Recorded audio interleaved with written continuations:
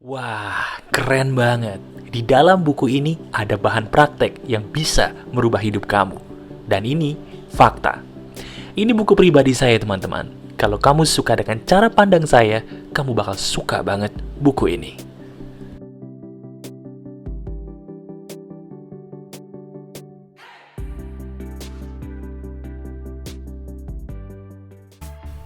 Halo, selamat pagi, selamat siang, selamat malam, dan selamat berbahagia. Ada saya kembali Aryan Surya, sahabat baik kamu dari podcast pagi di Pagar Kehidupan. Sudah menjadi hal yang biasa bagi kamu sebagai sahabat baik saya di Pagar Kehidupan ya, untuk mengawali hari dengan senyuman yang indah. Yuk, sekarang sambil kita bersyukur, mau nggak kamu menuliskan seperti biasa nih doa terindah buat sahabat Pagar Kehidupan yang menonton video ini? Coba dong tuliskan kira-kira doa indah seperti apa sih yang ingin kamu berikan kepada sahabat Pagar Kehidupan yang menonton video ini. Tuliskan doa kamu ya, dan ingat perkataan saya. Setiap doa kita akan kembali kepada diri kita sendiri. Berikan yuk doa terbaik untuk mereka. Terima kasih.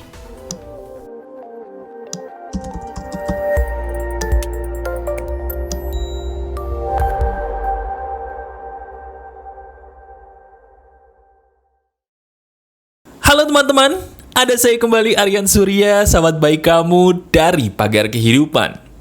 Coba deh, ada banyak orang yang selalu bertanya sebuah hal yang sama kepada saya. Contohnya, Mas, saya ini pengen jadi orang kaya. Bagaimana landasan atau cara yang paling awal seandainya saya ingin menjadi orang kaya? Jawaban saya tahu nggak apa? Kalau banyak orang mungkin menjawab, kamu harus kerja keras, kamu harus begini, harus begitu. Kalau saya enggak. Saya cuma menjawab satu hal yang betul-betul fakta. Kalau kamu ingin jadi orang yang berhasil, bayangkan seperti apa ketika kamu sudah berhasil. Saya ulangi, kalau kamu ingin menjadi orang yang sudah berhasil, langkah awalnya sebelum kita berusaha apapun, bayangkan dulu bahwa kamu sudah berhasil. Bisa atau tidak. Itu dulu. Saya kasih contoh ya. Misalnya gini, ada orang mungkin punya impian besar, pengen dapet jodoh. Bagus. Dia sudah berdoa, dia ngerasa bahwa umurnya pun sudah cukup, bahkan alhamdulillah ya, rezekinya pun sudah bagus. Tapi kok belum ketemu-ketemu mas jodoh saya? Saya harus ngapain? Gampang. Saya tanya, kalau kamu ingin mendapatkan jodoh, sudahkah kamu bisa membayangkan seandainya kamu saat ini sudah menemukan jodoh? Bisa nggak ngebayangin? Coba dites. Kalau seandainya kamu bisa, bahkan jawabannya gampang, bagus. Berarti seizin Tuhan jodoh kamu sudah dekat. Sama seperti hal lain. Misalnya sekarang kamu pengen jadi orang yang berpenghasilan besar setiap bulannya. Keren itu. Tapi sebelum kamu mungkin mendapatkan itu semua, saya menanyakan sebuah hal penting yang sama. Bisa nggak saat ini juga, detik ini juga, kamu membayangkan bahwa kamu sudah memiliki penghasilan itu sekarang? Bisa nggak sekedar ngebayangin bahwa kamu sudah memiliki itu semua? Kalau saya suruh begini, jawaban yang akan terjadi dalam hidup kamu itu cuma 3. Pertama, hal itu bisa kamu bayangkan dengan mudah. Wih, ini orang paling beruntung nih. Dia bisa ngebayangin sesuatu hal yang dia mau sudah terjadi, itu gampang. Gampang banget. Tapi, ada juga orang golongan kedua. Yaitu golongan orang yang dia dibilang gampang ya gampang, tapi nggak gampang-gampang banget mas. Butuh mungkin meditasi dulu, butuh mungkin dia menenangkan diri pakai lagu yang menenangkan dulu, butuh mandi dulu biar seger. Pokoknya bisa, tapi nggak gampang. Itu juga termasuk orang yang beruntung. Nah yang sial atau orang yang kasihan adalah, maaf ya, orang yang ketika saya menyuruh untuk melakukan hal sederhana ini, dia susahnya bukan main. Contoh, saya suruh dia untuk membayangkan bahwa dirinya sudah memiliki jodoh, seandainya dia pengen punya jodoh. Begitu saya suruh begitu, dia bilang, nggak bisa mas, susah. Begitu saya ngebayangin, itu kayak ada suara-suara dalam pikiran saya yang menolak bahwa saya itu nggak pantas untuk mendapatkan jodoh. Sama seperti kalau kamu saya suruh membayangkan punya penghasilan besar seperti yang kamu impikan dan itu sudah terjadi sekarang. Begitu saya suruh kamu membayangkan itu, gak bisa mas. Pikiran saya menolak hal itu. Seolah-olah pikiran saya itu ngeledekin saya sendiri gitu mas. Begitu saya ngebayangin, otak saya berkata, masa kamu mimpi di siang bolong? Jangan mimpi lu, orang kaya lu. Hah? Mau aja lu dikibulin? Ini cara gak masuk akal. Gak mungkin. Gak mungkin. Sampai akhirnya apa yang terjadi? Dia susah banget untuk membayangkan. Coba. Sekarang jujur sama saya. Sekarang saya ingin kamu sebagai sahabat baik saya yang saya cintai. Coba jujur. Diri kamu termasuk golongan mana? Seandainya sekarang juga saya suruh kamu membayangkan bahwa diri kamu sudah memiliki apa yang kamu mau. Itu susah, gampang, atau gampang-gampang susah? Coba jawab jujur, kemudian renungkan baik-baik. Mana yang kamu rasakan? Pikirkan. Nah, sebentar, ini menarik nih. Kenapa saya bilang menarik? Karena banyak orang-orang di sekitar saya itu sepertinya sama seperti kamu. Betul nggak? Kalau sekarang kamu itu termasuk, maaf ya, golongan nomor 3. Golongan yang dia itu kalau disuruh ngebayangin impiannya sudah tercapai, kayaknya susah banget. Betul? Sini. Sekarang saya akan memberikan kamu sebuah obat mujarab seandainya kamu termasuk golongan yang ketiga. Kamu itu sebenarnya sama seperti saya. Diri kamu juga sama seperti orang-orang positif yang ada di sekitar kamu. Kamu tidak berbeda. Cuma, yang membedakan diri kamu menjadi orang yang, maaf ya, susah bermimpi seperti sekarang ini adalah masa lalu kamu. Betul nggak sih bahwa di masa lalu kamu, maaf ya kalau saya benar, diri kamu tuh susah banget mendapatkan pujian tulus dari orang tua? Benar atau tidak, di masa lalu kamu, diri kamu itu susah banget untuk bisa memuaskan orang-orang terdekat kamu. Terutama, maaf nih, keluarga kamu sendiri. Atau bahkan, maaf ya, diri kamu ini udah capek, pernah gitu di masa lalu, entah kapan, dibanding-bandingkan terus sama orang-orang yang ada di sekitar kamu. Dibandingkan sama kakak mungkin, dibandingkan sama adik mungkin, atau lebih parahnya lagi, dibandingkan sama orang yang sebenarnya jauh dari ikatan keluarga. Dan di situ kamu sakit hati. Capek, sampai akhirnya kecewa, ujung-ujungnya tidak percaya diri bahwa kamu tuh hebat. Betul apa enggak? Kasian ya. Kasian banget loh. Banyak orang seperti kamu. Diri kamu bisa menonton video ini berarti sebenarnya kamu suka dengan hal-hal positif, betul? Tapi sayangnya, kecintaan kamu terhadap hidup yang positif tidak didukung oleh pengalaman kamu di masa lalu yang positif juga. Ada hal-hal yang menyakitkan diri kamu di masa lalu terjadi dan efeknya sampai sekarang. Bener, efeknya tuh sampai sekarang. Lihat aja diri kamu sekarang. Susah kan buat bermimpi? Padahal itu gampang. Kalau seandainya saya ditanya, saya harus gimana mas? Kalau saya ingin sembuh, apa yang Mas Aryan katakan ini benar semua. Saya memang punya pengalaman di masa lalu yang nyakitin mas. Tapi itu sudah terjadi dan membentuk saya seperti sekarang ini. Saya harus ngapain? Nih, saya kasih tahu ya. Begini caranya. Pertama, diri kamu itu harus tahu masa lalu itu tidak bisa dirubah, tapi masa kini bisa diperbaiki. Saya ulangi, masa lalu tidak bisa dirubah, tapi masa kini bisa diperbaiki agar masa depan kita berbahagia. Setuju nggak sama saya bahwa masa depan itu bergantung dari masa kini? Setuju nggak? Setuju nggak dengan saya bahwa masa lalu sehebat apapun kamu, bahkan sekaya apapun kamu, tidak bisa dirubah? Setuju ya sampai sini? Nah kalau gitu, kita pakai akal sehat aja deh.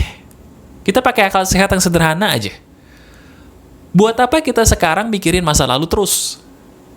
Buat apa sekarang kita ngebanding-bandingin diri kita dengan orang-orang yang memang terlihat lebih beruntung daripada kita? Buat apa?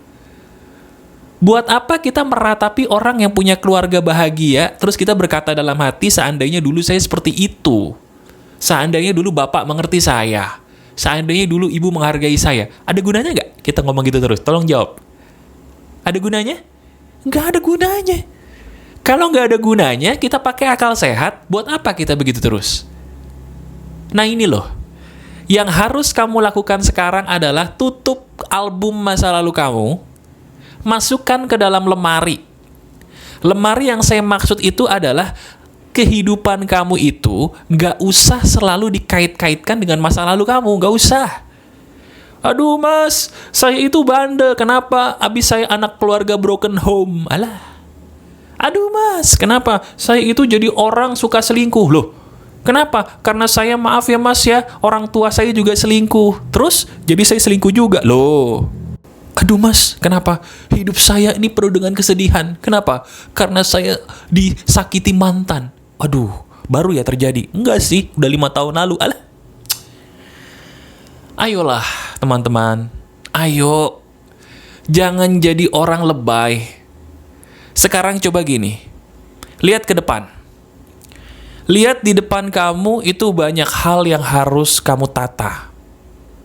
Nomor 1, nih dengerin baik-baik.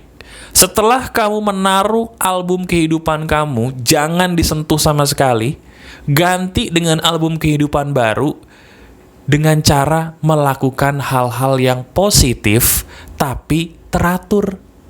Katakan bersama dengan saya, hidup bisa berubah, katakan, kalau kita menjadi orang yang positif dan teratur. Orang tuh nggak bisa berubah hidupnya kalau cuma jadi orang positif, nggak bisa. Tapi orang bisa berubah hidupnya kalau dia bisa menjadi orang positif dan teratur.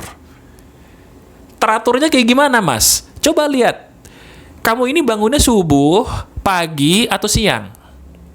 Orang yang positif itu selalu bangunnya lebih pagi daripada orang yang nggak positif. Coba dilihat. Kapan kamu bangun?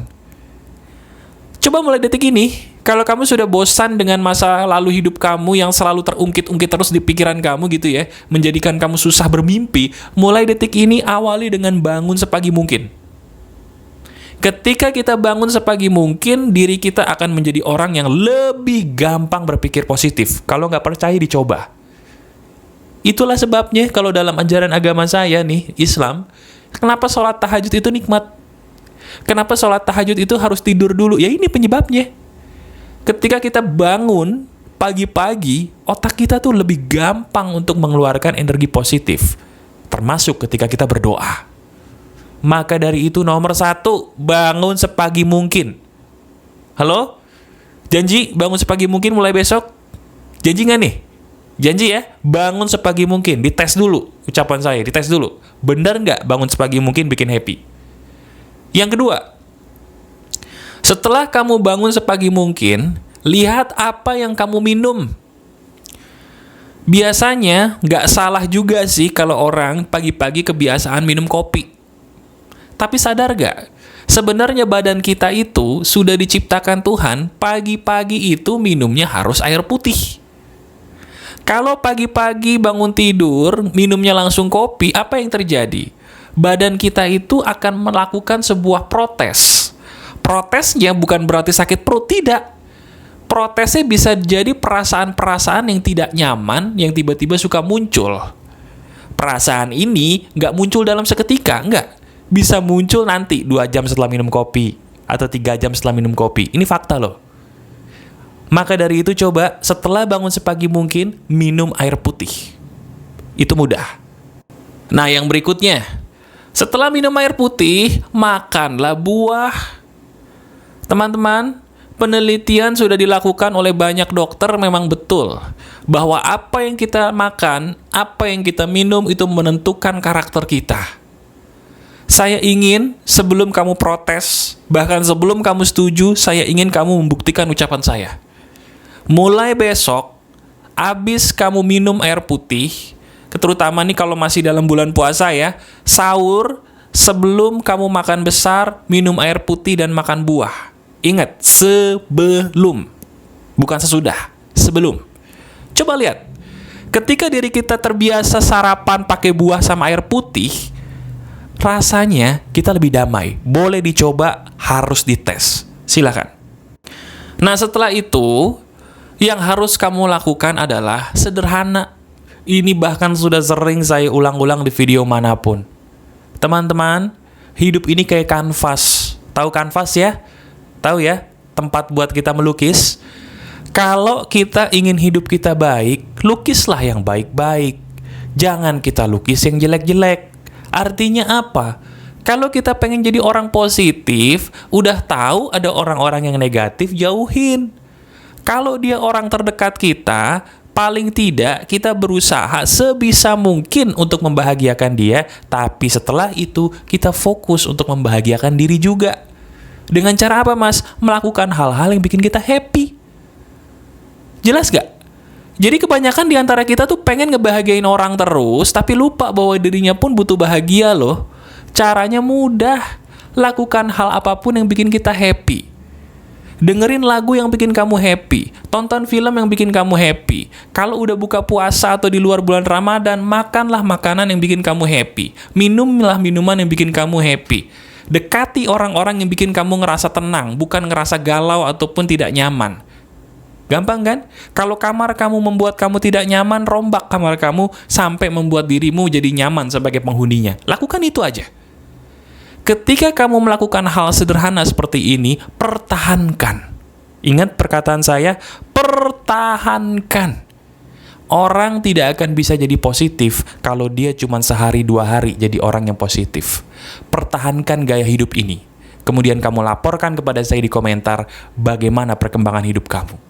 Bener nggak dengan melakukan ini saja, diri kamu jadi lebih gampang buat bermimpi besar?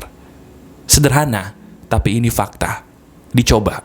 Buktikan ucapan saya bahwa ucapan saya itu benar. Masih ada saya, Aryan Surya, sahabat baik kamu selalu dari Pagar Kehidupan. Tetap keep the spirit, keep sharing, and keep loving. Bye-bye.